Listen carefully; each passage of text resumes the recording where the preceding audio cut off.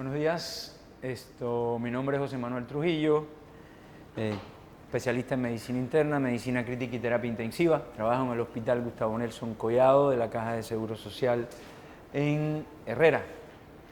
El tema que vamos a dar ahora, o vamos a dividirlo en dos: ventilación mecánica 1, ventilación mecánica 2, y vamos a tocar precisamente los puntos más sensibles y donde nosotros podemos actuar de manera más coherente, sin dejar atrás, por supuesto, una serie de detalles que también pudiéramos tener en cuenta, pero es ya un poco más fino, ¿no?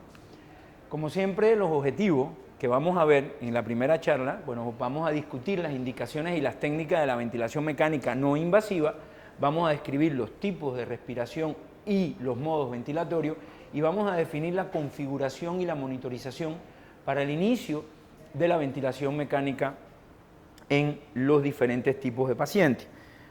Un momento, a ver si tengo los lentes, me los quité. ¿Los lentes?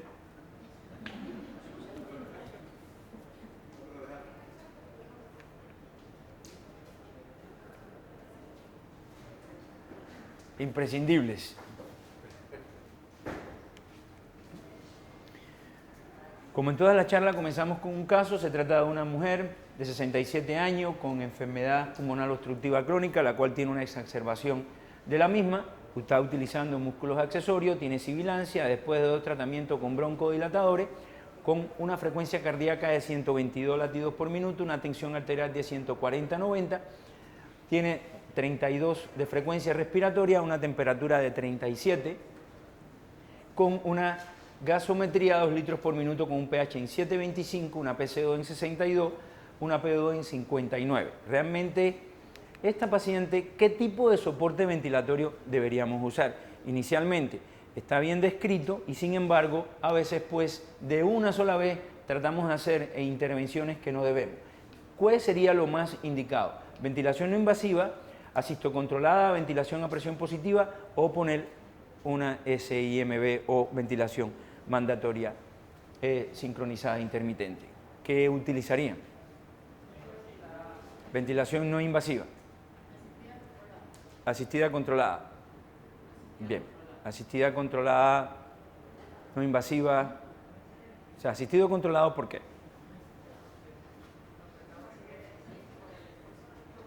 Por el esfuerzo respiratorio. Tiene 32 respiraciones por minuto. Es cierto, tiene 32 respiraciones por minuto. Bueno, la paciente está consciente, tiene una tensión arterial de 140/90, tiene 122 de frecuencia cardíaca, una PaO2 en 59, solamente a 2 litros por minuto de oxígeno. Recuerden que a 2 litros por minuto de oxígeno, por cada litro que estamos dando, aumenta la FiO2 en 4 milímetros de mercurio, o sea, en 4%. Entonces solamente le estamos dando, si estamos a 2 litros por minuto de 21, entonces comenzamos 24 o 28, tiene una FiO2 de 28% nada más y tiene 59, pero además de eso también tiene una retención de CO2 de 69. Yo pienso que hay que tener varias cosas, ¿no? ¿Y cuáles son los candidatos para ventilación no invasiva? Y siempre pensar en que cuando tenemos una enfermedad pulmonar obstructiva crónica, en brindarle algo si el paciente está consciente, si el paciente coopera, si el paciente está con alguna estabilidad hemodinámica, aún no está hipotenso. Entonces tenemos que dar un poco más de chance y de oportunidad antes de ser agresivo. Está demostrado, recuerden que está demostrado que en las enfermedades pulmonares obstructivas crónicas, además en el edema pulmonar cardiogénico y en los pacientes que están inmunocomprometidos, donde no son tributarios a intubación endotraqueal para mejor confort y aliviar, la ventilación no invasiva. Está demostrado que es sumamente importante y además ayuda mucho al paciente en estos momentos. Esta paciente está alerta, coopera, tiene estabilidad hemodinámica porque aún está sosteniendo su propia presión. No le ha afectado esa hipercapnia ni esa hipoxemia a su tensión arterial y la frecuencia cardíaca está en 122. Pudiéramos aliviar. ¿Capaces de controlar las secreciones? Sí. ¿Capaces de coordinar con el ventilador? También. Si está consciente, entonces, y tenemos todo esto presente, hay que dar precisamente la oportunidad a ver cuáles son las ventajas precisamente de utilizar esta ventilación a presión positiva, o sea, o ventilación no invasiva. ¿Cuáles son estas ventajas para ustedes? Mayor confort, disminución de la necesidad de sedación, disminución de la estadía hospitalaria o una mayor sobrevida. ¿Cuáles de esas 4 ustedes elegirían? O si le elegirían todas. Eso. Más confortable. Que yo recuerdo no era muy confortable. Ah, ya. No, verdaderamente depende, ¿no? Depende. Hay quien, por tal de no tener un tubo endotraqueal, prefiere tener un poquito la nariz apretada. ¿Cuál de estas sería? Disminución de la sedación. Ajá. Realmente siempre van a pesar lo primero. Esto, disminución de la necesidad de sedación. Todo el mundo piensa en eso. Todo el mundo piensa en eso porque es lo que uno... Bueno, pero realmente hay que tenerlo presente todo. Es verdad, es menos incómodo con un tubo endotraqueal, a pesar de que sea incómodo.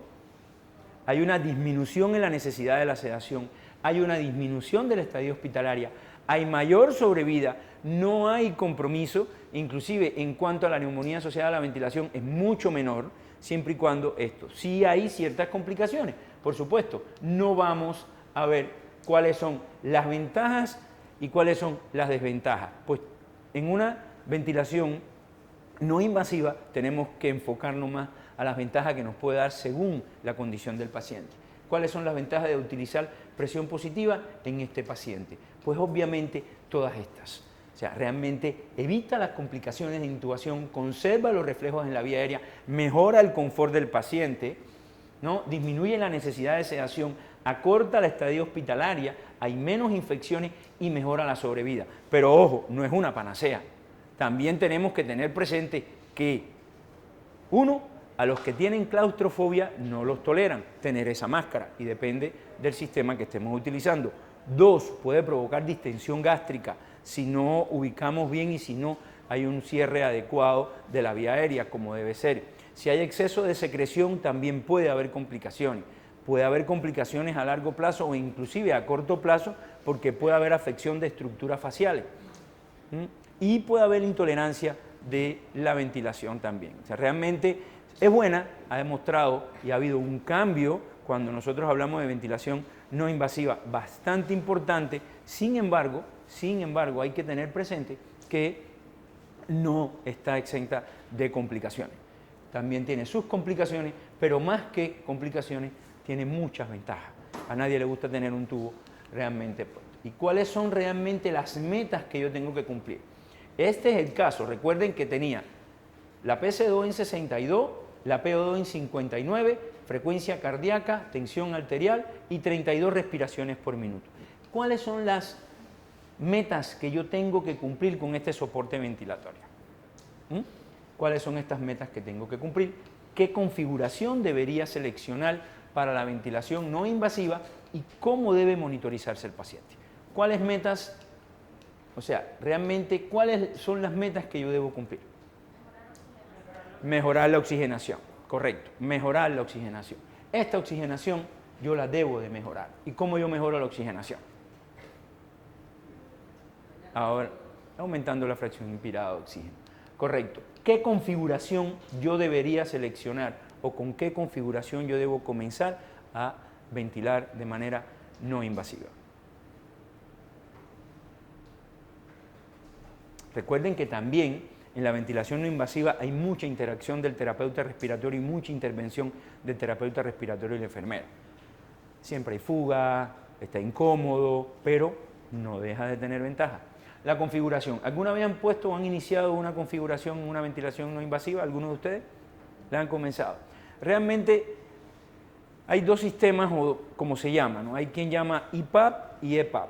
Si no tenemos esos dispositivos es presión soporte CPAP o PIP. Cuando yo voy a configurar la diferencia de las dos presiones, la que me da confort y es la que me ayuda, uno, a mejorar la mecánica ventilatoria y el uso de menos de músculos accesorios. Dar más confort, esta diferencia mínima que se comienza de 5 centímetros de agua, es, en base a ella, yo la amplío o no. Recuerden que la no invasiva, por lo general, es dirigida casi al 100% por el paciente.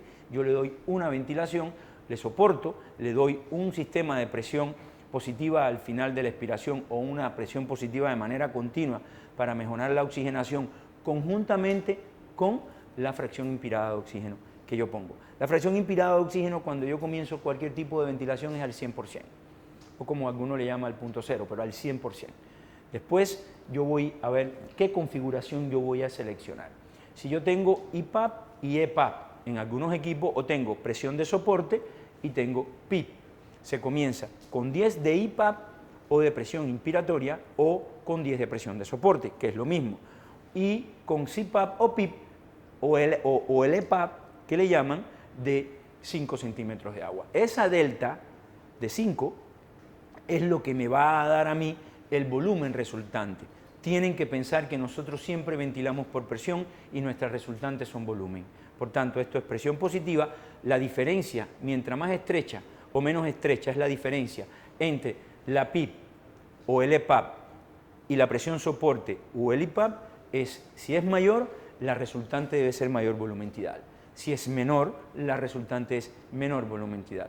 ¿Y cómo yo sé que va mejorando el paciente? Obviamente porque si yo tengo, mientras más estrecha es la relación entre estas dos y tengo mejor volumen, el paciente disminuye la frecuencia respiratoria, se ve más confortable, ya yo estoy viendo que hay una mejoría, en este caso en el confort y en el uso de los músculos accesorios. Recuerden que al principio tenía sibilancia, uso de músculos accesorios, 32 de frecuencia respiratoria. Esto es en cuanto a la configuración. ¿Cómo yo la manejo?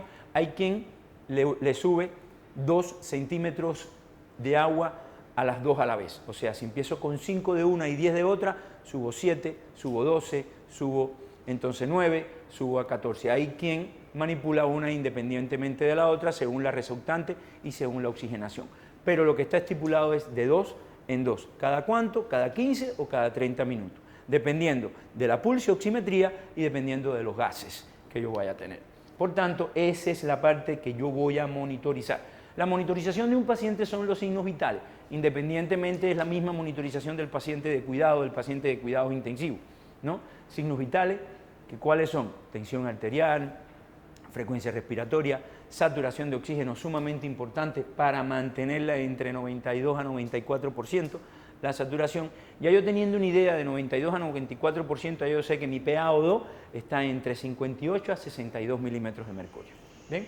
Esto realmente es importante. Sin embargo, después de una hora de ventilación no invasiva, entonces encuentro esto, con una gasometría arterial con 40%, con oxígeno al 40%, el pH, la PCO2 no ha variado, la PO2 solo está en 90 y sin embargo no es que esté mal, sino que desde el punto de vista hemodinámico la paciente no ha disminuido la frecuencia respiratoria, la frecuencia cardíaca ha aumentado, la tensión arterial está bastante reactante a la invasión de la que en teoría es una ventilación no invasiva, por tanto no hay confort. No hemos logrado inclusive bajar la PCO2, que es una de las metas que nosotros debemos tener. Sí hemos subido algo la PaO2, pero la PCO2 no se ha bajado y no está confortable. Entonces, ¿cuál es el siguiente paso? ¿Cuál sería el siguiente paso? ¿Cómo? No funcionó. Realmente la ventilación, después de una hora de ventilación no invasiva, no funcionó, no ha mejorado. Realmente no me mejoró el estado hemogasométrico como yo lo esperaba. La paciente no ha disminuido la frecuencia respiratoria. ¿Qué significa y cómo se traduce? Que ha aumentado o no ha disminuido su trabajo respiratorio, que se está agotando y se va a agotar. La frecuencia cardíaca ha aumentado. ¿Qué debo hacer? ¿Cuál es mi siguiente paso? Intubación, correcto. ¿Qué es lo que no? Intensivo está, o está en un lugar donde yo lo estoy vigilando de manera estrecha, ¿no? Y tengo un ventilador al lado. El próximo paso es intubación. Realmente hay que practicar una intubación endotraqueal. Pero, ¿qué modo voy a seleccionar? ¿Qué volumen corriente sería, o mi volumen tidal sería el óptimo? ¿Y qué frecuencia respiratoria con qué frecuencia respiratoria debo comenzar. ¿Bien? ¿Qué pasó?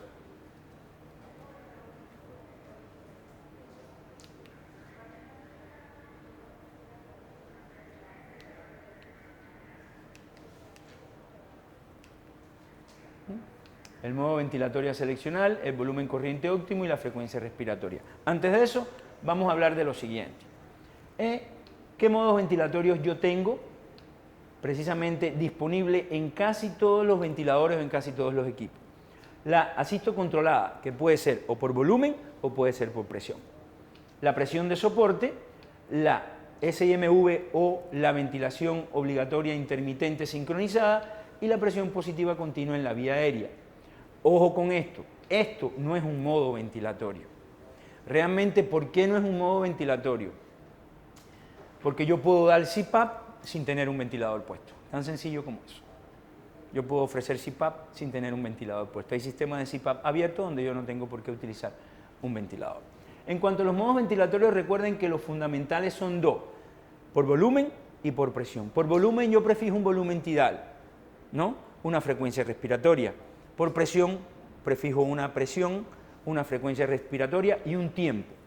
Es en cuanto a asisto controlada por volumen. La presión de soporte es un modo ventilatorio por presión pero ciclada por flujo, donde yo prefijo una presión, el paciente es quien interviene con su esfuerzo respiratorio, mientras el esfuerzo respiratorio es mayor y sus pulmones están confortables, a una presión soporte va a dar mayor volumen tidal y viceversa.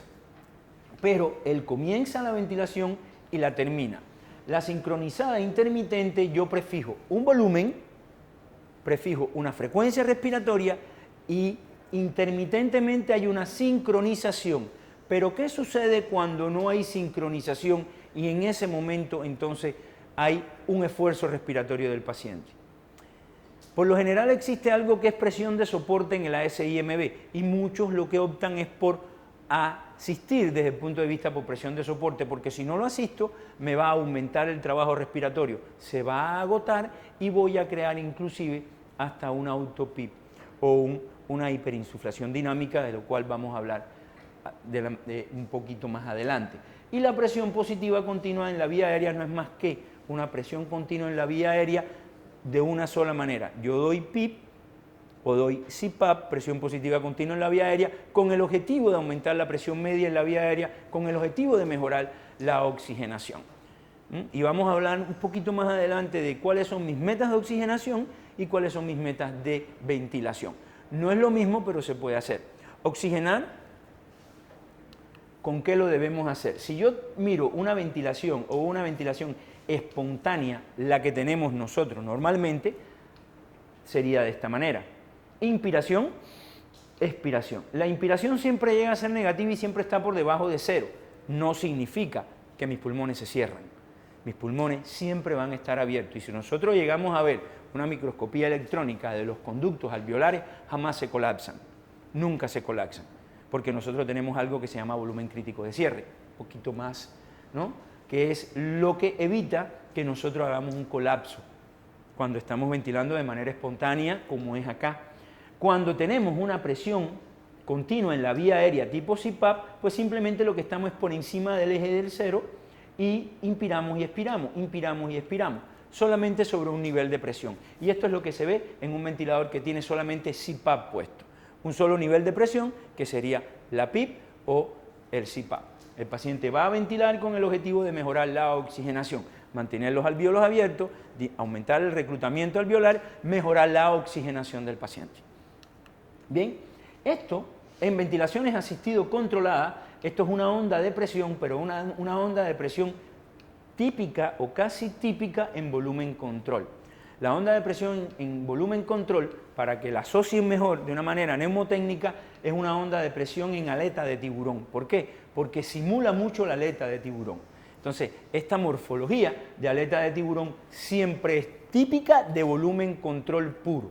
¿Qué significa volumen control puro? Es volumen control con onda de flujo cuadrada o constante. Es el volumen control puro, es esto. Ahora, ¿qué significa esta muesquita que nosotros tenemos acá? Es que es asisto controlado. que yo aquí estoy controlado por el ventilador, el paciente tuvo un esfuerzo ventilatorio y el ventilador lo asistió con lo que yo lo tengo programado. Por eso es que está aquí descrito de esta manera.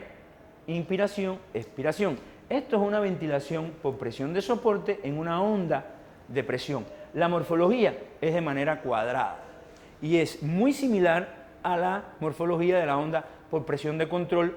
Lo que pasa que en presión control yo prefijo frecuencia. Recuerden que en presión soporte yo no prefijo frecuencia. La frecuencia es la misma que pone el paciente. Acá es la morfología típica de la presión con una morfología de presión de una onda en el tiempo, se llama onda cuadrada de presión. Y si se dan cuenta, cada onda está asistida por un esfuerzo ventilatorio del paciente. ¿Por qué? Porque es presión soporte. Un esfuerzo asistido. Esfuerzo más prolongado, pues mayor asistencia. Esfuerzos menos prolongados, menor asistencia. Eso es para que se den cuenta de lo que, cómo actúa la ventilación asistocontrolada. Esto es una SIMB, como habíamos hablado. Yo prefijo, si es por volumen, aquí yo le tengo una frecuencia respiratoria, le tengo volumen control y en esta onda de presión simple y llanamente coincidió el esfuerzo respiratorio con la ventilación que yo le tengo programada al ventilador. ¿Qué sucede entonces acá? Si yo tengo solamente una PIP programada. Esto no me va a cumplir el objetivo de volumen del paciente, me va a crear una respiración espontánea y me va a crear mayor trabajo ventilatorio. Por eso es que acá hay una combinación de dos. Una combinación del SIMB de la sincronización con asistencia de presión de soporte. Por eso es que tiene una doble onda de presión. Una onda de presión de volumen en aleta de tiburón y una onda de presión cuadrada, que es la asistencia ventilatoria que yo le doy en presión de soporte cuando el paciente hace un esfuerzo respiratorio fuera de la frecuencia respiratoria que yo le tengo programada. ¿Comprenden? Eso lo podemos ver aún mejor cuando hagamos el taller en la simulación. Se ve muchísimo mejor ahí. ¿Bien? Entonces, esta paciente con exacerbación de POP o de enfermedad pulmonar obstructiva crónica que no responde a la ventilación invasiva, ¿cuál modo ventilatorio ustedes seleccionarían? ¿Cuál volumen corriente sería el inicial o el óptimo? ¿Y cuál frecuencia respiratoria debemos de configurar o cómo se debe iniciar? En modo ventilatorio, ¿cuál seleccionarían?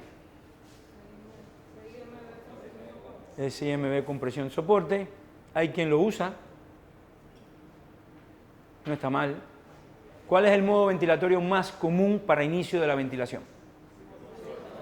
Asistocontrolado por volumen. Asistocontrolado por volumen. Si alguno otro maneja un modo ventilatorio por presión, lo pueden usar. ¿Por qué? Porque es la familiarización que se tenga, a pesar de que el modo ventilatorio asistocontrolado por volumen es el que más se usa en el inicio de la ventilación mecánica, por un sinnúmero de razones. Y sobre todo, una de las cosas más importantes porque nos da una mecánica ventilatoria más exacta, porque yo voy a hacer una meseta, que vamos a hablar más adelante, detengo el ventilador en el tiempo con el flujo en cero y me da una mecánica pulmonar completa. Llámese resistencia, distensibilidad y realmente me va a dar esa presión meseta que no es más que lo que más se acerca a la presión alveolar con el flujo en cero. Entonces, el modo ventilatorio por lo general es el modo ventilatorio con que yo esté más familiarizado. El que se comienza a usar es volumen control. Bien, ¿cuál sería el volumen óptimo para inicial y cuál sería la frecuencia respiratoria? Vamos a ver acá. ¿Y con qué fracción inspirada de oxígeno yo comenzaría? Bien, ¿qué modo ventilatorio? Ya todos me dijeron que controlado por volumen. O sea, algunos SIMB, no está mal comenzar SIMB con presión de soporte, ¿correcto? Pero comúnmente se utiliza más volumen control. ¿Por qué? Porque si yo tengo un paciente que tiene un trabajo respiratorio aumentado y comienzo con SIMB y no optimizo las presiones de inicio, me va a aumentar más el trabajo ventilatorio. me va a aumentar más la frecuencia respiratoria, me va a agotar más al paciente, va a haber mayor atrapamiento de aire, va a haber mayor autopico. Bien, el volumen sería entonces volumen control. No nos pongamos a inventar con otros modos ventilatorios, porque realmente hay que usar con lo que nosotros estamos familiarizados y con lo que nosotros hemos visto. Ustedes todos han rotado por cuidados intensivos y saben que por lo general casi siempre se utiliza el volumen control como inicio de la ventilación, por lo que acabo de explicar. A ver, ¿qué volumen corriente sería el óptimo a seleccionar? ¿De 2 a 4, de 6 a 8, de 8 a 10 o de 12 a 14? De 2 a 4 por allá, de 6 a 8, 6 a 8, ¿otro? ¿Otro? De 6 a 8. Bien. ¿Y con qué frecuencia respiratoria se comenzaría?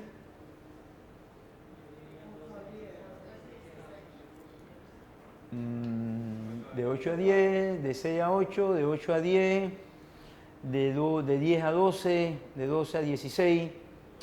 Realmente ahí solamente dos. A mí realmente estas dos de arriba no me gustan porque nosotros no somos delfines. ¿Bien? De 10 a 12. Bueno, realmente, ¿y con qué fracción inspirada de oxígeno yo comienzo? 100%. 100%. Pues sí, se comienza de 6 a 8 mililitros por kilo de peso corporal ideal. El peso corporal ideal es importante porque los pulmones no aumentan de tamaño. Si yo tengo un paciente que mide 1,70 o dos pacientes que miden 1,70 y uno pesa 220 libras y el otro pesa 156 libras, el volumen tidal es el mismo.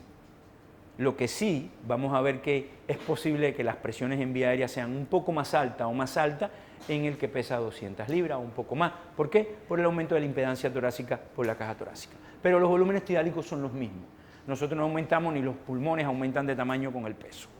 Eso hay que ver. Lo otro, la frecuencia respiratoria, es de 10 a 12. Y siempre se comienza de 10 a 12 para dar esto como que una pauta o un comienzo y después de eso la comienzo a manipular para yo lograr mis metas ventilatorias y mis metas de oxigenación. Y la fracción inspirada de oxígeno con que se comienza es 100% o 1, ¿bien? Que es el 100%.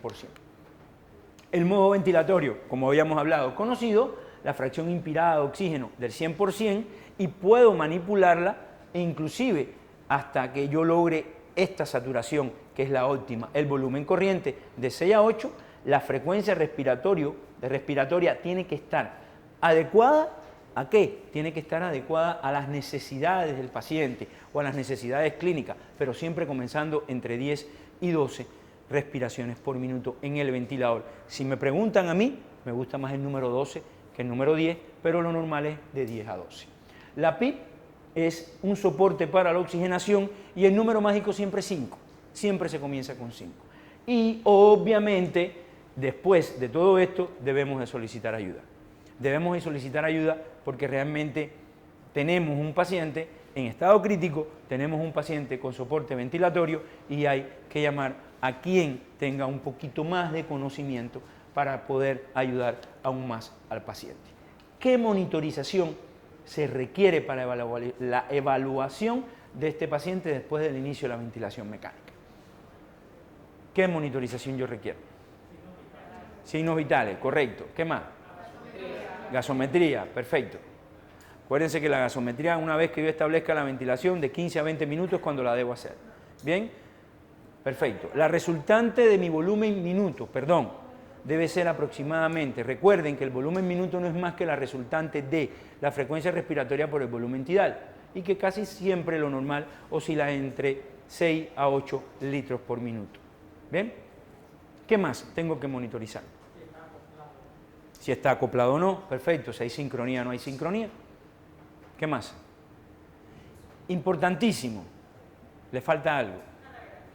Un rayo X de tórax. Yo tengo que ver si ese tubo endotraqueal no está selectivo. Y si está como debe estar, a 2 o a 1 centímetro de la carina. ¿Para qué? Para que me oxigene, porque desafortunadamente cuando ese tubo pasa, va para el bronquiotronco derecho, así, de una vez. Entonces, obviamente hay mucha manera de verlo, pero la que más está documentada y la mejor es haciendo una radiografía de tórax, además de la auscultación, por supuesto, ¿no? Y de las presiones. Muchas veces cuando nosotros intubamos selectivamente las presiones aumentan, es posible que haya algo de disminución de la saturación, pero un rayo X de tórax y la auscultación. Realmente yo pienso que es importante todo. ¿Bien? Rayo X de tórax, signos vitales, sincronía, gasometría, presiones inspiratorias, importantísimo, las presiones inspiratorias. Recuerden que las presiones en vía aérea, presión máxima es de 30 a 35 y la presión máxima es la presión donde yo venzo la resistencia para que me dé el volumen programado. La presión meseta, que la vamos a ver ahora, es la presión al final de la inspiración con el flujo en cero, donde ya yo tengo una distribución de ese volumen que yo programé. ¿Bien? La relación inspiración-expiración normal es de 1 a 2 o de 1 a 4. ¿Qué significa eso? Que si yo pongo 1.2 segundos de inspiración, la expiración va a ser el doble o va a ser 3 veces o 4 veces, dependiendo de lo que yo quiera lograr clínicamente. Hay que ver si no tengo un autopip y obviamente hay que ver las alarmas del ventilador. Por lo general las alarmas del ventilador del terapeuta respiratorio las programa. Sin embargo, si no tengo un terapeuta ventilatorio, lo normal es que yo la programe. A veces los ventiladores vienen con una programación de las propias alarmas o a veces yo la voy a poner de un 3 a un 5% por encima de lo que yo programé o por debajo. ¿Qué significa eso? Que si la resultante es del volumen tidal son 440, serían el 5% de 440 por encima y el 5% de 440 por debajo en las alarmas de volumen, para que entiendan a qué me refiero. Bien, entonces, presión inspiratoria máxima y presión inspiratoria meseta. Indicador de distensión alveolar. Cierto, muy cierto. Y esto es una imagen que ustedes la ven, que es lo que veníamos hablando. Esto es una inspiración. Lo que pasa es que esto es una imagen, obviamente no es una imagen real, no es en gráfica, y esto es una imagen en aleta de tiburón. Ahí es importante esto, la presión máxima, la presión pico, la P1, como le quieran decir, pero es la presión máxima, como se le llama. Esta es la presión que me vence la resistencia de la vía aérea para que yo entre el volumen tidal. La presión meseta es en tiempo cuando yo detengo el ventilador, hago una pausa en el ventilador y está en cero el flujo. Y esta presión debe estar siempre por debajo de 30, en cualquier circunstancia. La diferencia de estas dos presiones, la diferencia óptima, es de 5 centímetros de agua. ¿Qué sucede cuando se me amplía la diferencia? Me dice, ya empiezo a preocuparme mucho. ¿Por qué? Porque puede haber broncoespasmo, puede haber obstrucción del tubo, puede haber que se acode el tubo, puede haber agua en el tubo realmente y tengo que revisar esos detalles, sobre todo cuando se me amplía la diferencia entre la presión máxima y la presión meseta. Esto, por ejemplo, es una imagen un poco más real de un ventilador donde yo tengo la presión máxima acá y la presión meseta. Hay una diferencia prácticamente de 2 a 3 centímetros de agua. No es la imagen típica de presión, porque no es la imagen que habíamos visto, sin embargo, es una imagen que es más real que esta que es tan descriptiva, ¿no? Y esto es importante siempre, mantener la presión meseta por debajo de los 30 centímetros de agua. Y es a lo que yo me tengo que ajustar, sobre todo a los pacientes que tienen una lesión pulmonar aguda o un síndrome de distrés respiratorio. Bien. Estas son las determinantes en la inspiración. Recuerden que las determinantes del tiempo inspiratorio por volumen, volumen corriente y tiempo inspiratorio, la tasa de flujo. ¿Qué sucede? Si el volumen corriente aumenta o yo aumento el volumen corriente, obviamente me va a aumentar más el volumen minuto y eso va a hacer que disminuya mi PCO2 y que aumente el pH. Siempre va a ser, es invariable así porque es lo que me manipula la parte ventilatoria. También a través de la tasa de flujo. Yo puedo aumentar la tasa de flujo, que significa que si le puse el flujo en 60, se lo subo a 65 y obviamente esto me disminuye el tiempo inspiratorio. ¿Con qué objetivo? Con que si yo tengo un autopip, al tener un flujo más acelerado, me va a aumentar el tiempo inspiratorio y me va a alargar el tiempo expiratorio. Y me va a permitir la salida del gas que yo tenga con hiperinsuflación. Eso en cuanto a las determinantes de la inspiración con ventilación por volumen. En cuanto a la determinante del tiempo expiratorio inadecuado, hay que tener presente que tanto que la expiración incompleta me va a crear un atrapamiento aéreo y esto se me va a resumir en autopip. Y el autopip no es más que cuando yo pongo mi gráfica de flujo es precisamente esto. Yo no llego a completar que me llegue a cero el flujo y esto me va aumentando y me va aumentando y me va aumentando. ¿Hasta qué? Ahí, ¿cómo yo me puedo dar cuenta de eso? Uno, porque me comienza a disminuir el volumen tidal expirado. Dos, porque el paciente comienza a tener, me empieza a disminuir la saturación. Tres, porque cuando yo hago la pausa expiratoria y yo veo que tengo una PIP programada en 5, esta después me va al 11. ¿Qué significa? Que yo tengo mucho volumen y tengo un atrapamiento de aire importante. Y esto es muy importante tenerlo presente. ¿Y de qué manera yo lo hago? Disminuyendo la frecuencia respiratoria, aumentando la tasa de flujo y manteniendo una relación IE mínima de 1 a 2. ¿Qué significa? Que sea siempre la expiración 2 veces el tiempo de la inspiración. Si tengo la inspiración en 1 segundo, que la expiración sea 2 segundos. Eso es importante siempre respetarlo. Bien, ¿cuáles son las consecuencias de un aumento del autopip? Es nefasto. Realmente aumento de las presiones inspiratorias, hipotensión, deterioro de la oxigenación, disminución de la intervención para esto, como habíamos hablado, disminución de la frecuencia respiratoria, disminución del volumen corriente y disminución y aumento del gas. Sin embargo, la intervención inicial, la más apropiada y la que debemos siempre usar como primero es disminuir la frecuencia respiratoria. Porque si yo disminuyo la frecuencia respiratoria, doy más tiempo para que exhale, porque ya tengo unos tiempos prefijados. Recuerden que yo tengo que variar varias variables, y valga la redundancia, para manipular mis tiempos. Eso lo vamos a ver aún mejor cuando se haga el taller.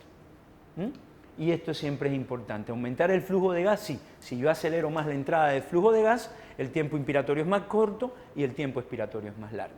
Muchas veces es una combinación de estas variables. Pero es importante que esto, como concepto, se tenga, porque es la acción inicial. Disminuir frecuencia respiratoria, disminuir volumen y aumentar el flujo inspiratorio. 1 millón. 1 millón. Es un tema un poco complejo, no se aprende ventilación en 1 hora ni en 30 minutos, es difícil, yo sé, nosotros sabemos que no es fácil, pero yo pienso que lo importante es que se lleven los conceptos, llevarse los conceptos de modo, llevarse el concepto de cómo yo tengo que hacer el cambio y cómo me tengo que dar cuenta de que mis metas de ventilación no invasiva se cumplan o no se cumplan. Es importante que yo evalúe al paciente, que yo lo mire, que yo me dé cuenta cuándo necesita o no el cambio de no invasiva a ventilación invasiva, siempre y cuando se cumplan los parámetros. Es útil que los pacientes estén alerta y cooperen. Realmente el cuadro con la ventilación no invasiva casi siempre mejora antes de las 48-72 horas, a pesar de que está descrito que hay una mejoría a las 48-72 horas. Realmente es incómodo. Quien ha estado con ventilación no invasiva sabe que es incómodo, sobre todo para la parte de las lesiones faciales que da. Hay que tener en cuenta las ventajas y las desventajas de seleccionar el modo ventilatorio. Recuerden que el modo ventilatorio inicial, universal por lo general, es volumen control, asisto controlado por volumen, a pesar de que si ustedes dominan el asisto controlado por presión, también lo pueden usar. No es que esté escrito en piedra, es con el que esté más familiarizado y no nos podemos poner a inventar en ese momento. ¿Bien? Y hay que utilizar obviamente las guías cuando se inicie la ventilación mecánica. Hay que utilizar las guías y hay que utilizar la monitorización. La frecuencia respiratoria siempre entre 10 y 12, el volumen tidal de 6 a 8 mililitros por kilo de manera inicial. Hay que utilizarlo por el peso corporal ideal, lo cual vamos a ver ahora. Tenemos que mantener una relación inspiración-expiración jamás menor de 1-2, para evitar el atrapamiento aéreo, la autopip y los efectos que me trae sobre, no solamente sobre la oxigenación, sino no solamente sobre la mecánica ventilatoria, sino también sobre la hemodinamia. ¿Bien?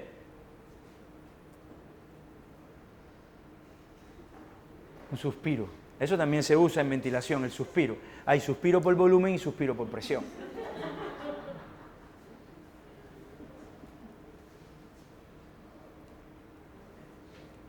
Comenzamos con la otra.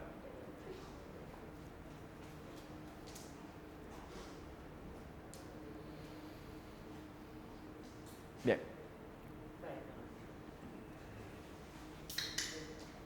Acá, en este, vamos a hablar un poquito más sobre estrategias de la ventilación en situaciones específicas. Estuvimos hablando en la anterior cómo yo voy a comenzar la ventilación no invasiva, cómo debo seleccionar el parámetro en la no invasiva, con qué parámetros yo comienzo en la diferencia de presión para obtener un volumen determinado dependiendo de mi propósito realmente a la obtención de mis variables, sobre todo las variables clínicas.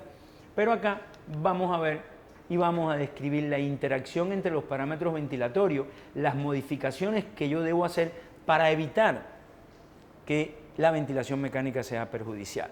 Realmente hay algo muy interesante. La ventilación mecánica no es fisiológica, realmente no es algo fisiológico, sin embargo es algo netamente necesario para el paciente crítico y salva vidas. Y hay que revisar las guías de manejo inicial en el ventilador para aplicaciones específicas. ¿Qué aplicaciones específicas? Lesión pulmonar, aún acá se describe como lesión pulmonar aguda. Todos sabemos que según los conceptos y la conferencia de Berlín, ya la lesión pulmonar aguda no existe, ahora es síndrome de distrés respiratorio leve, moderado y severo, dependiendo de la relación PaO2, FiO2, PAFI o índice de Kirby, como le quieran decir. Yo pienso que es importante tenerlo. Acá tenemos un paciente que es un estudiante de 18 años, se fumó, se quedó, se reventó, simplemente vomitó y obviamente al momento de intubación, no fue fácil la intubación, tiene una saturación y se dieron cuenta que en el momento de la intubación tiene toda la orofaringe llena de residuos alimentarios o alimenticios. Entonces, ¿qué pensamos en este caso? Aquí la radiografía de tórax no se ve bien, pero hay una radiopacidad universal, como si fuera un distrés respiratorio, con un infiltrado broncoalveolar, no se puede ver bien por las luces, no sé si lo logran ver ahí, hay que tener muy buena vista, ustedes tienen muy buena vista, pero bueno, precisamente eso es lo que ve. Una imagen, si todos han visto una radiografía de tórax de un distrés respiratorio severo, esa es la descripción, ese moteado que nosotros vemos de manera universal en los dos campos pulmonares. ¿Bien? ¿Cuál de los parámetros se recomiendan para ventilar? O sea, ¿cómo yo voy a ventilar a este paciente? Es realmente importante saber la manipulación de la oxigenación y la manipulación de cómo yo intervengo en la ventilación. Yo intervengo en la oxigenación, como ya habíamos hablado, de dos maneras. Uno, a través de la fracción inspirada de oxígeno, o FiO2, y otro, a través del aumento de la presión media de la vía aérea. Y la presión media de la vía aérea aumenta cuando yo aumento la PI. ¿Bien? ¿Y de qué manera yo manipulo la ventilación? Y no es más que el intercambio de CO2, es a través de mi volumen minuto o mi volumen resultante. Y el volumen resultante no es más que la multiplicación de la frecuencia respiratoria por el volumen tidal. Si yo voy a hacer una ventilación protectora de 6 a 8 mililitros por kilo o inclusive hasta 4 mililitros por kilo, en vez de aumentar el volumen corriente, yo lo que hago es aumentar la frecuencia respiratoria para obtener el mismo volumen minuto y que ese intercambio de CO2 sea óptimo. ¿Bien? Ahora, en este caso tenemos que elegir, uno, el modo ventilatorio, la fracción inspirada de oxígeno, el volumen corriente, la frecuencia respiratoria y la PIP. De esta manera yo puedo manipular y de esta manera es que yo debo comenzar con los parámetros ventilatorios para poder lograr una optimización de la ventilación y de la oxigenación de este paciente. Bien, ahora, yo voy a comenzar. Importante lo que habíamos hablado. Peso corporal predictivo, peso corporal ideal. Eso está en todas partes, señores. Es importante que lo tengan. Hay muchos programas en todos los mataburros que nosotros tenemos ahora en el bolsillo, donde uno le pone las estaturas y de una vez te da el peso corporal ideal. Importantísimo. Bien, ahora, ¿qué modo ventilatorio uso? Asisto controlado por volumen. Fracción inspirada de oxígeno, 100%. Volumen corriente con que se inició, 550 mililitros, una frecuencia respiratoria de 10 y una PIP de 5. Con eso partimos y a este paciente, ¿cuáles son los parámetros que se le deben medir?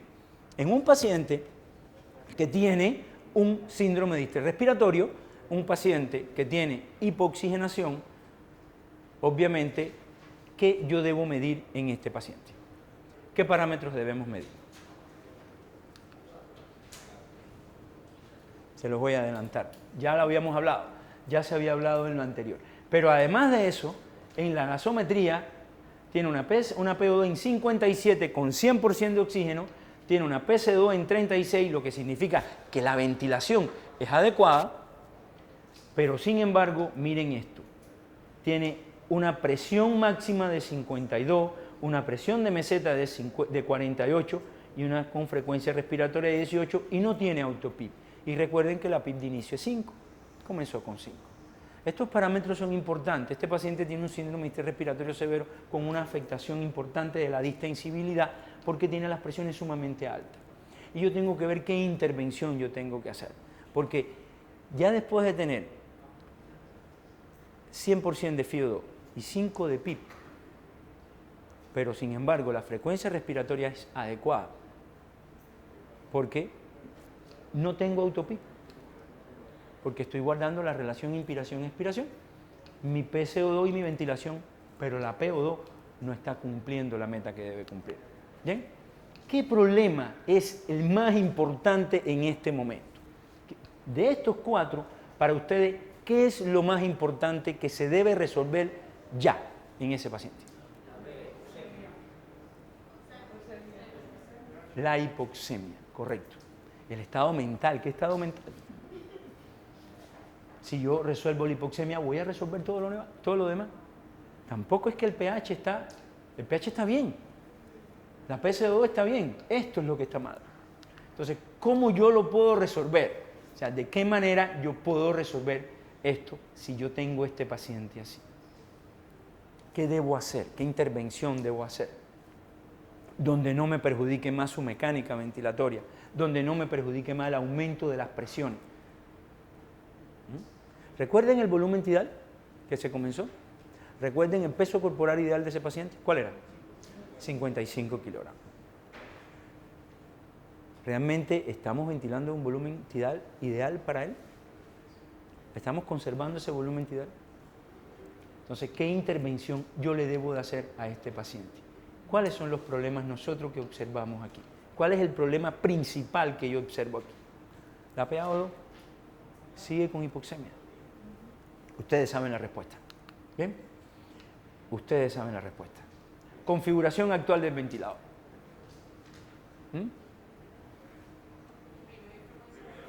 Disminuir frecuencia respiratoria. No tengo autopip. Puede ser, pero no tengo autopip. Bajar volumen corriente, porque yo tengo la meseta alta y comencé con 550 y no era cónsono con su volumen, con su peso corporal ideal. Yo bajo el volumen corriente. Quizás me aumente un poquito la PCO2, un poco la PCO2, pero yo puedo manipularlo con la frecuencia respiratoria. Pero a la vez que yo bajo volumen corriente, puedo y obtengo una disminución de la presión meseta. Y si obtengo una disminución de la presión meseta, obviamente para mejorar la oxigenación, también puedo tener un aumento de la PIP. Recuerden que la oxigenación yo la manipulo con la FiO2 y con la presión media, que es una resultante de la PIP, y la ventilación con el volumen. Pero todos van de la mano, no es que yo vaya a una separarla de la otra. ¿Bien? Oxigenación, FiO2. Presión media en vía aérea depende del volumen, de la relación inspiración-expiración, de la PIP, de la tasa de flujo inspirado y del autopip. Muchas veces hay quien opta por la tasa de flujo inspirado disminuirla o inclusive cambiar la morfología de la onda de flujo. Ustedes pueden ver que a veces el flujo es en rampa o desacelerado o el flujo es cuadrado. Y es cierto, sí, se puede cambiar, pero eso no sería lo ideal. Y aquí la autopip no me preocupa. ¿Por qué no me preocupa? Porque la autopip es cero. Sigue siendo cero. Y ustedes van a ver que vamos a seguir redundando, pero es importante saberlo. ¿Por qué es importante saberlo? Porque ¿cuáles son las consecuencias del aumento de la PIP o del aumento del volumen corriente? Si yo aumento la PIP o el volumen corriente, me va a aumentar la presión en la vía aérea. Es cierto, sí, me va a aumentar la presión en la vía aérea. Pero ya estamos totalmente de acuerdo que este volumen corriente hay que ponerlo de acuerdo al peso corporal ideal. Y lo podemos bajar, inclusive más, a 4 mililitros por kilo, ¿no? Y la PIP se puede subir. La frecuencia respiratoria también se puede bajar, pero es que no tengo atrapamiento de aire. No tengo autopip en este paciente. Entonces, realmente los cambios de la configuración que me disminuye la presión inspiratoria, ¿cuáles serían la intervención, la mejor intervención, la más óptima en estos momentos? Disminuir volumen corriente, aumentarlo, disminuir PIP o aumentar PIP. Para disminuir la presión de meseta, lo primero que hacemos es disminuir el volumen corriente. Es correcto. Independientemente que después tengamos que subir PIP a un valor mayor para mejorar la oxigenación. Pero tenemos que disminuir el volumen corriente, es lo importante y lo más primordial que se lleven de esto, que cuando yo tengo presiones altas tengo que optimizar los volúmenes por el peso corporal ideal. Eso es lo más importante. Bien, ¿cuáles son los ajustes que yo le tengo que hacer al ventilador a este paciente de manera inicial? Recuerden que estaba en asisto controlado por volumen, que tenía el volumen en 550, la frecuencia respiratoria en 10 y la PIP en 5. Yo tenía la PCO2 en 36, si se recuerdan, la PaO2 la tenía en 56, 58, 59 y realmente tenía las presiones sumamente altas. ¿Qué le haría a esto? ¿Cuál sería la primera intervención? Estamos redundando, pero es bueno hacerlo porque se nos queda grabado. Ya lo han dicho. ¿Cuál sería? Bajar el volumen tidal al peso corporal ideal. Esto es un volumen tidal que siempre usamos. Pero recuerden que algo ahí importante, hay una cosa que se llama cinta métrica y que todo lo tenemos que tener en el bolsillo y no inventar ni mirar al paciente y decir, este mide 1,70. 70 en ese invento. Es como ponerle la mano en la frente a alguien. Tiene 37 de temperatura. Coño, déjate invento, oye, si para eso existe el termómetro. Entonces, importante siempre tallar al paciente y en base a lo que me dé la talla yo saco el peso corporal ideal y comenzar con un volumen tidal, digamos de inicio de 8 mililitros por kilo y luego vamos disminuyendo el volumen tidal de acuerdo a sus presiones. Por tanto, la intervención sería obviamente bajar ese volumen tidal, ¿no? Tenemos una insuficiencia respiratoria hipoxémica ya bien establecida, una disminución de la distensibilidad pulmonar o de la compliance pulmonar. ¿Por qué? Porque tenemos las presiones muy altas en la vía aérea. Hay un requerimiento de menor volumen tidal, ya lo habíamos hablado, para mantener una presión meseta por debajo y tenemos que mejorar la oxigenación con PIP siempre y cuando me lo permita. Y puede que requiera hipercapnia permisiva. ¿Qué significa eso? Que puede que la PC2 esté un poco alta, pero realmente que no existen las gasometrías perfectas, sino la gasometría se adecúa ¿a qué? A la entidad o a la enfermedad que tenga el paciente. No quieran que un paciente que está ventilado tenga 740 de pH, 40 de PCO2, 98 de PaO2. Eso realmente, 23 de bicarbonato, eso muchas veces es prácticamente imposible. Realmente tenemos que ser objetivos en lo que estamos haciendo. Y tenemos que también ser permisivos, claro, sin exagerar. Una PC2 puede estar en 48, puede estar en 50, con una adecuada oxigenación, con un pH que no pasa por debajo de 7,25 y una PaO2 bien, que es lo importante que yo tengo que lograr con este paciente. Importante en el primer paciente que acabamos de ver es el mensaje. ¿Cuál es el mensaje que nos llevamos? Que hay que tener el peso corporal ideal del paciente, que vamos a manipular el volumen tidal dependiendo, o la presión meseta dependiendo del volumen tidal, sin ponernos a inventar. Eso es sumamente importante. Se trata del segundo caso de un paciente de 70 años con historia de tabaquismo, que no responde a la ventilación invasiva porque tiene, obviamente, tiene dificultad respiratoria. Este está intubado, sedado, ventilado, su peso es de 75 kilogramos, mide 1,75 y comienzan a sonar las alarmas porque el paciente tiene hipotensión. Realmente, ¿cuáles son los parámetros recomendados en este paciente? ¿Bien? El modo. Asistido controlado. Perfecto. FIO2, 100%. Volumen corriente. Sí, pero no, díganme. De 6 a 8 mililitros por kilo. Bien. Frecuencia respiratoria. De 10 a 12, comenzando de 10 a 11. Hay quien dice que en las enfermedades pulmonares obstructivas crónicas es entre 12 y 15, pero comenzamos de 10 a 12 y vamos adecuándola a lo que tiene. ¿Y la PIP? Perfecto, la PIP en 5.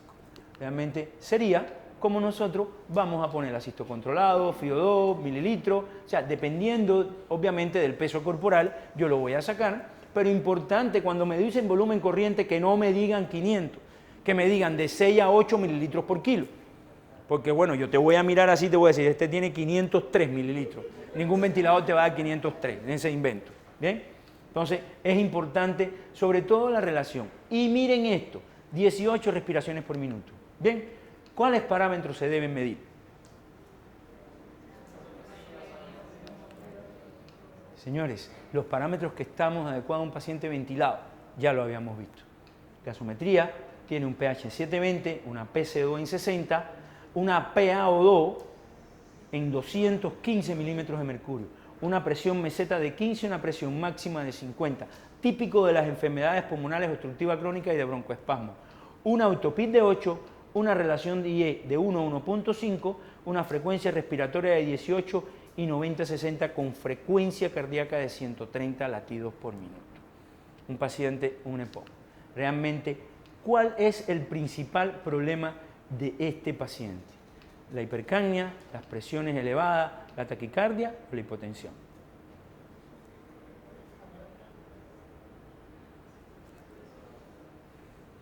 Es que una me deriva de las otras. Las presiones máximas me van a provocar hipotensión porque me va a aumentar las presiones intratorácicas. Y si me aumentan las presiones intratorácicas, pues por supuesto, ¿cuál es el mayor problema de este paciente? Pues la gasometría está en 60, miren cómo tiene las presiones, el autopip que tiene, pues la frecuencia respiratoria que yo tengo. Yo tengo un autopip, miren, acá está, ¿qué intervención yo tengo que hacer? ¿Cuál es la posible causa de la hipotensión en este paciente? Presión intratorácica positiva, hipovolemia, isquemia miocárdica, neumotora o autopip. Presión intratorácica positiva. ¿Quién dice otra cosa? Realmente el autopip podría ser. El autopip me genera presión intratorácica positiva. Realmente no podemos estar exentos o no podemos separarla. Pero la primera, presión intratorácica positiva. Me crea una pseudohipovolemia por aumento de la presión intratorácica y obviamente la compresión de las estructuras vasculares. Puede haber isquemia miocárdica, no es común, pero puede haber isquemia miocárdica por el aumento de las presiones intrapulmonares también, o intratorácica.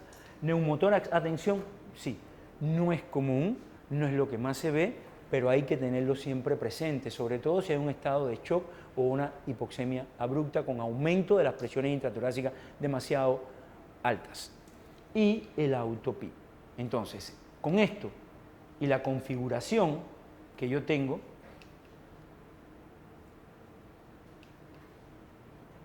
en el ventilador, realmente, ¿qué yo debo de hacer?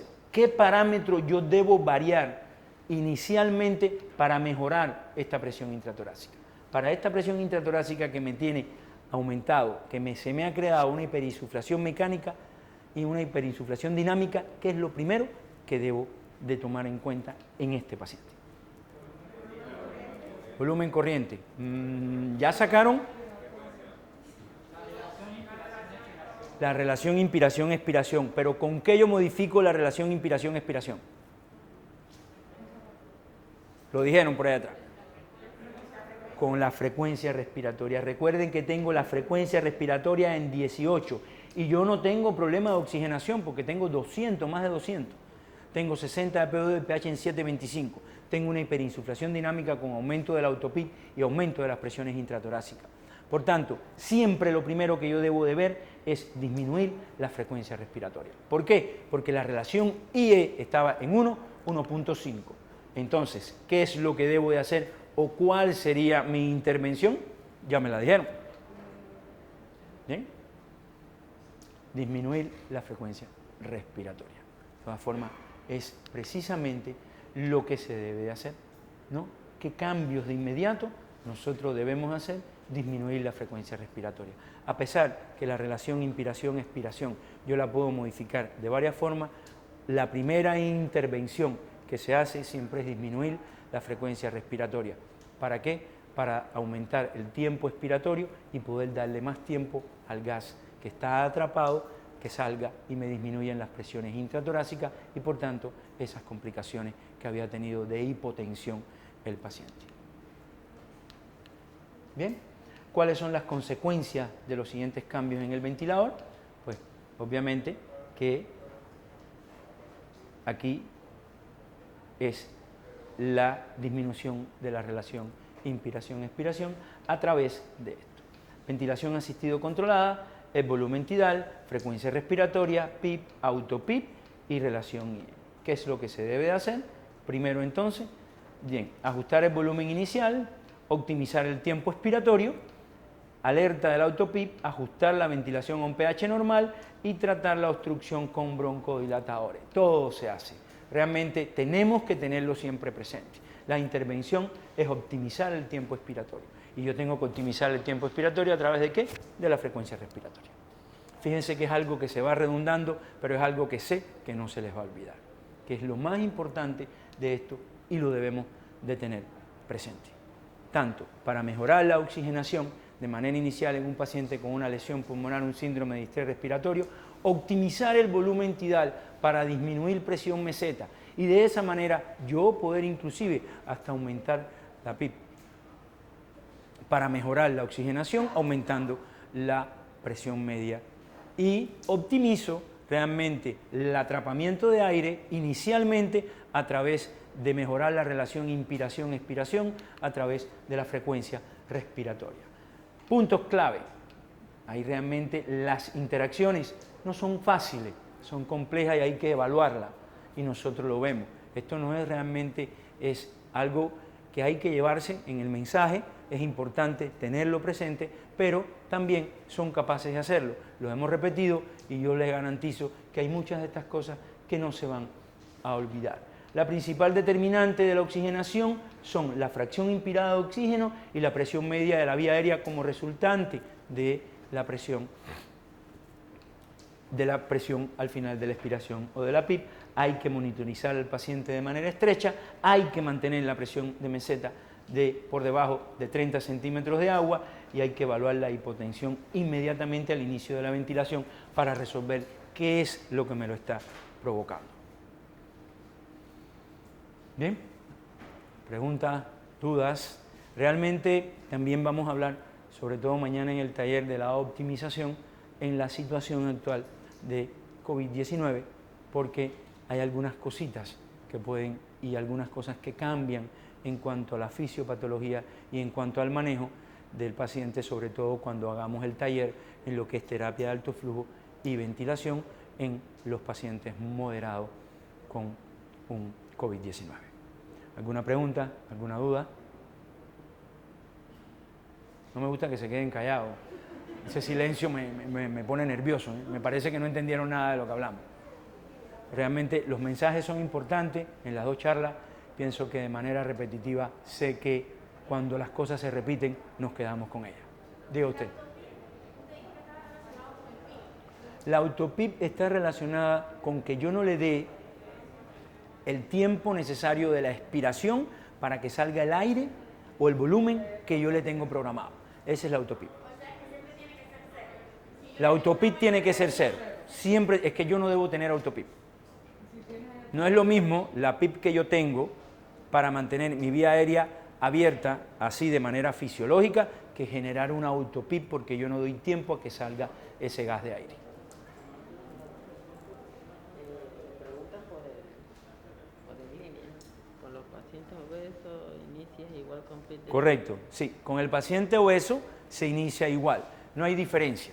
No hay diferencia. El paciente obeso, recuerden que independientemente de la mecánica pulmonar, el paciente obeso siempre se debe partir, o con cualquier paciente se debe partir con 5 de PIP. ¿Por qué? Porque es la inicial. No es que esté escrito en piedra, pero es con la que debemos iniciar y con la que debemos comenzar a evaluar la oxigenación del paciente obeso, a pesar de que el paciente obeso tiene una impedancia torácica mayor y las presiones en la vía aérea son mayores, pero es la presión resultante que me da el ventilador, no la presión intratorácica que yo tengo, porque esa impedancia torácica obviamente no es lo mismo vencer un panículo adiposo que sea de 1 centímetro o de 2 centímetros que un panículo adiposo que sea de 7, 8 o hasta 10 centímetros. El ventilador realmente es el que va a sufrir la consecuencia. Y la vía aérea obviamente es una resultante.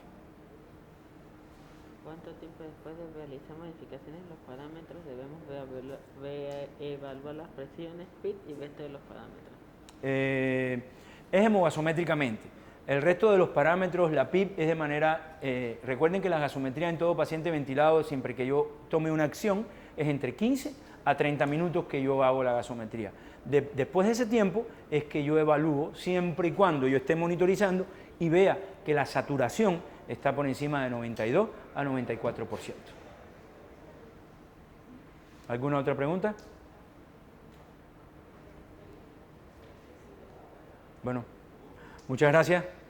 Realmente un gran placer estar acá y aportar un poquito para el manejo de esta tan difícil condición que tenemos en estos momentos. Muchas gracias.